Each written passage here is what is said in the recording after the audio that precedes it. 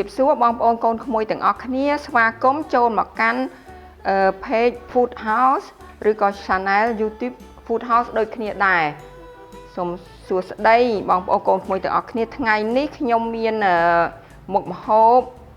មួយដែលយើងតែងតែធ្វើជារៀងរាល់ពីមុនមកដែរគឺសម្លម្ជូរគ្រឿងសាច់គោសម្លម្ជូរគ្រឿងសាច់គោនេះគ្រឿងផ្សំមានសាច់គោ1គីឡូនេះសាច់ឆ្អឹងជំនីសាច់ឆ្អឹងជំនី1គីឡូត្រកួនខ្ញុំយកត្រកួនស្រែយើងបេះតែខ្ចីមកនេះត្រកួនគល់ស្លឹកគ្រៃស្លឹកក្រូចសើចម្ទេស2 3ផ្លែឬច្រើនតាមការចូលចិត្តតាមការចេះហិលឬមិនចេះហិលរំដេងរមៀតខ្ទឹមសស្លឹកកន្ទ្រោបស្លឹកកន្ទ្រោបនេះយើងអាំងរួចទើបយើងដាក់ស្លឹកកន្ទ្រោបប្រេងឆាប្រហែលប៉ុណ្ណឹងមកប្រហុកបន្តិចឬច្រើនទៅតាមការចូលចិត្តស្ករត្នោតទឹកត្រីអំបិលនៅក្នុងការធ្វើម្ហូបរបស់នាងខ្ញុំតាំងពីដើមមកគឺផ្ទះខ្ញុំអត់ប្រើប៊ីចេងឬក៏ម្សៅស៊ុបឬក៏រីឌីឡើយដូច្នេះខ្ញុំប្រើតែប៉ុណ្្នឹងទេបើបងប្អូនមានការចូលចិត្តអាចបន្ថែមខ្លួនឯងបានវិធីធ្វើសាច់គោ1គីឡូសាច់ឆ្អឹងជំនីយើងត្រូវហាន់ជាដុំមកហាន់តូចឬធំតាមការចូលចិត្តត្រកួនបេះតែខ្ចីចាស់បោះចោលយើងកាច់ប្រហែលជាប៉ុណ្ណឹងមកលាងឲ្យស្រស់ទឹកគល់ក្រៃហាន់រំដេងយើងប្រើទាំងអស់នេះក៏បានដែរស្លឹកក្រូចសើចដាក់ឲ្យច្រើនរមៀតដាក់ប្រហែលប៉ុណ្ណឹងទៅខ្ទឹមសខ្ញុំចូលចិត្តប្រើខ្ទឹមសច្រើនប៉ុណ្ណឹងរួចហើយយើងបកយើងច្រាំទៅគល់ក្រៃយើងហាន់ទៅរួចហើយយើងបុកឲ្យម៉ត់ទុកម្ដុំហើយយើងដាក់ឆ្នាំងដាក់លើជើងក្រានយើងដាក់ប្រេងខ្ញុំប្រើប្រេងឈូករ័ត្នដាក់ប្រេងចូលទៅដាក់គ្រឿងដែលមានទាំងប៉ុន្មាននេះដែលយើងបានបុកបញ្ចូលគ្នានេះ